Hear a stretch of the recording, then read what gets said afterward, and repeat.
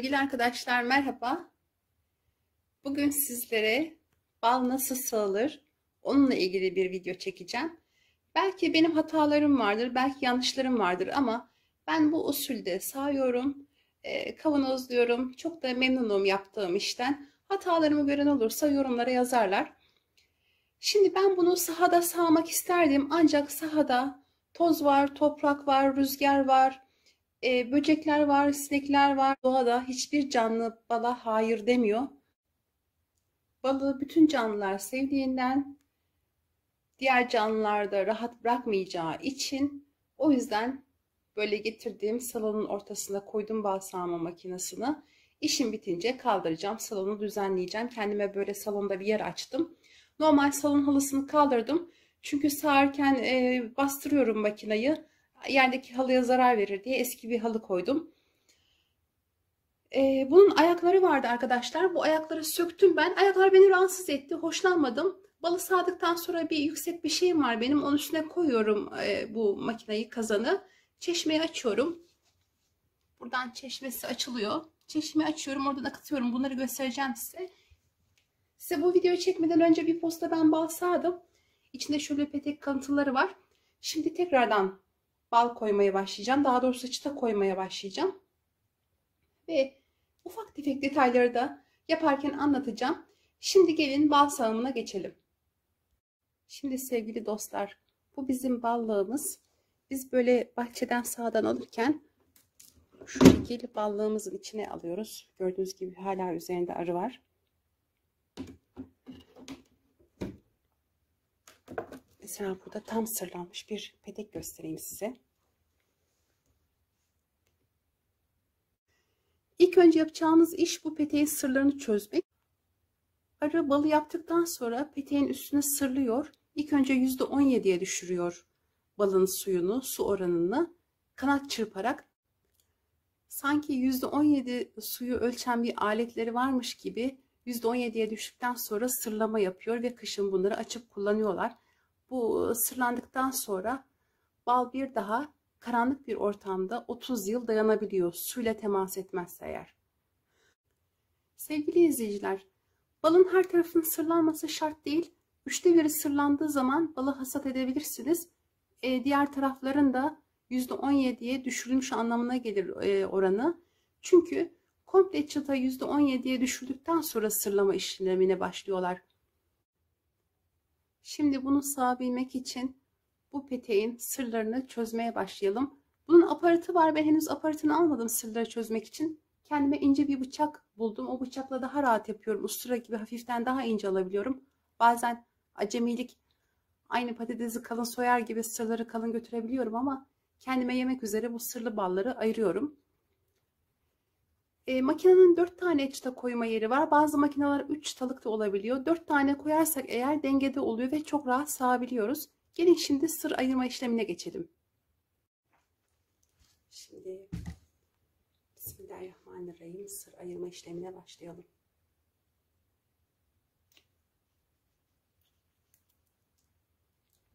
Şöyle mümkün olduğunca ince ince keseceğiz.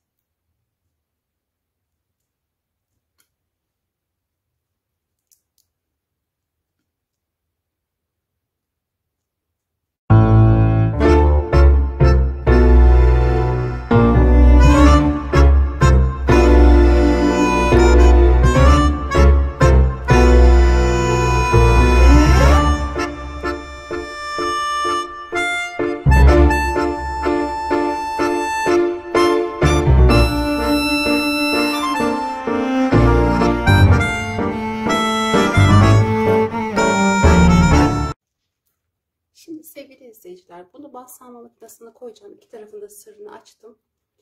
Bunun bir de ön yüzü var. Ön yüzünde daha fazla oluyor. Yani kazanın çeperine denk gelmesi lazım ön yüzünün. O zaman daha çabuk boşalıyor ve bizi yormadan peteklerden bal kazan akmış oluyor. Şimdi bunu kazana koyalım. Şöyle bir taneyi koyduk. Öbürkünün sırrı henüz çözülmüş değil. Öbürkünü de çözeceğim. Böyle 4 tane tarafı dolduracağım. Ondan sonra sağmaya başlayacağız. Evet sevgili izleyiciler, üçüncü çıtamızı da açtık. Şu kapalı yerleri görüyor musunuz? İşte buradan bal çıkmıyor. İlla ki açmamız gerekiyor. Bu inat edince, direnince mecburen sağım yaparken de alacağız, açacağız. Gördüğünüz gibi yaraladık. Tabağımızda böyle bal doldu. Şimdi bunu da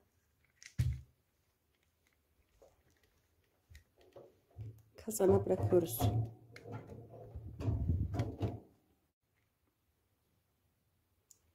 Şimdi dördüncü çıtamızın da sırlı tarafını yaraladık. Ben bu arada tabakta süzülen balları bazı azıcık petekli de olsa kaşıkla kavanoza koyuyorum. Burası da çok dolmaya başladı çünkü. Bunu da kazana koyacağız.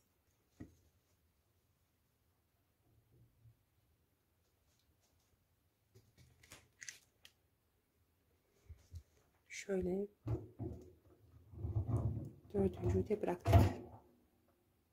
Yani burada bir kolumuz var. Bu kolu biraz boşa düşmüş. Açık toplasın kendini. Evet. Şimdi bu kolu döndürmeye başlıyoruz.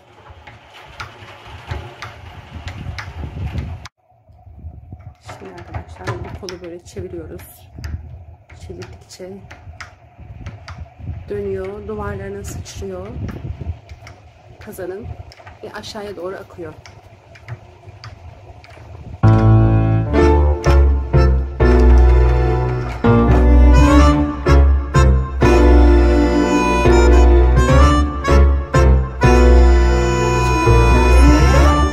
Ters çevireceğim çıtaları. Çünkü bazılarının önümüzü daha fazla, yani bu şekilde geçiyor.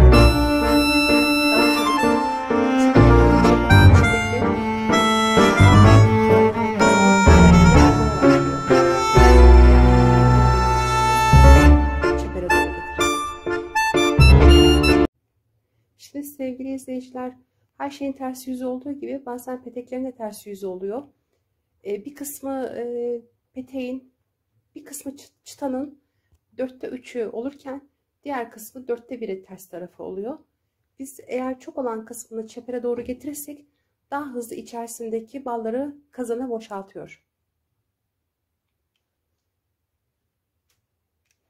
Şimdi bunu alalım.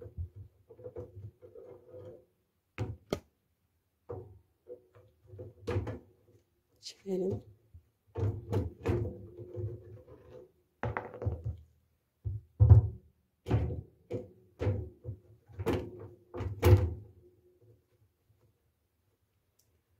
Bu arada görülüyor mu bilmiyorum ama biraz ballar birikmeye başladı aşağıda.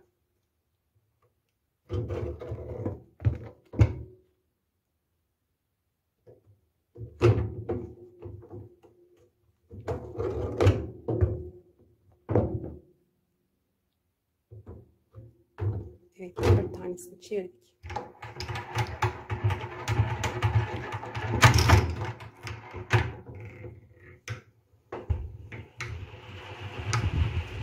Demin de söylediğim gibi, ilk başta daha doğrusu ben bu kazan ayaklarını çıkarttım. Ayaksız daha rahat kullanıyorum. Ayaklar beni rahatsız etti açıkçası. Çok da sağlam yapmışlar ama daha yukarıda böyle daha rahat oldu yani. Ama tabii uzun boylular ayaklarıyla birlikte kullanabilirler. Bir de kazanı boşaltmak için de, yani musluğu çalıştırmak için de ayaklar şart gibi gözüküyor. Ama ben burada bir tane yedek kovanım var. O kovanın üzerine koyup kazanı öyle musluğu açıp kavanozları dolduruyorum.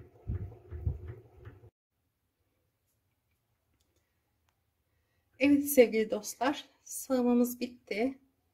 Şimdi süzülmesi için ben bu son çıtaları çıkarmayacağım. Hala pırıl pırıl parlıyor, görüyor musunuz? Şimdi kazanda gördüğünüz üzere bayağı bir bal var. Şöyle sallayın bakalım. Bunları kavanoza boşaltacağız. Arka tarafa biraz defter kitap koydum. Bu ön tarafa doğru, musluk tarafına doğru eğim sağlasın diye. Bir de bu bal sağım makinesinin kapakları var. Cam kapakları. Daha doğrusu camla mika arası, plastik arası. Şimdi ben bunları kavanoza doldurduktan sonra bu petekleri bu şekilde bırakıyorum. Sabaha kadar aşağıya bir kavanoz daha süzülüyor. Sabahleyin bir posta daha alıyorum. Ve artık sağma makinesini yıkayıp kaldırıyorum. Kapaklar da şu şekil. Biraz ellerim ballı olduğu için elimin değdiği her yer leke kaldı. Bunlar sağımdan sonra yıkanacak. Biraz her tarafımız bal oldu. Yani uğraştığımız şey bal olunca de yapış yapış bir malzeme.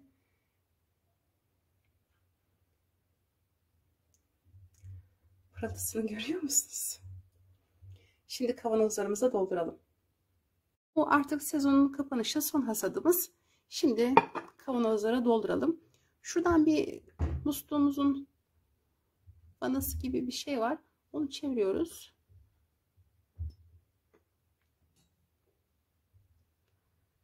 Böyle çeşmeden ballar akıyor.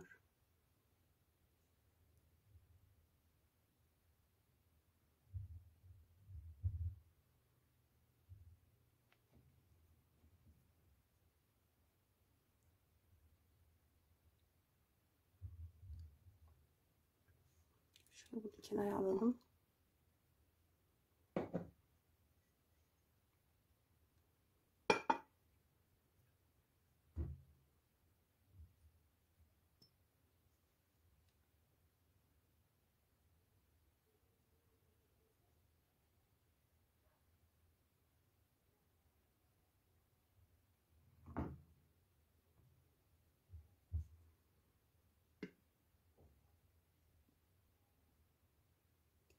Dolduralım. Rengi görüyor musunuz? Kopkoyu. Balın rengi ne kadar koyuysa içerisindeki elementleri o kadar fazla demektir.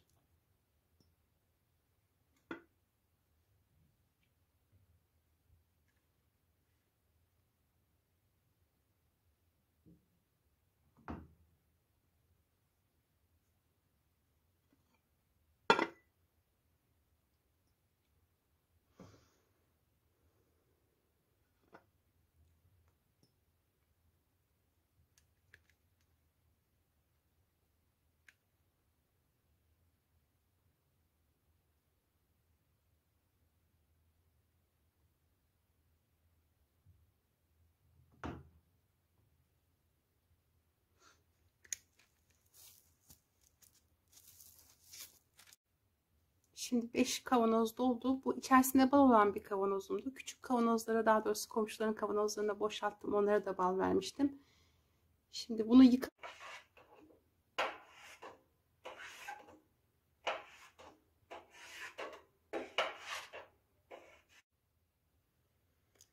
ballarımızı sağdık.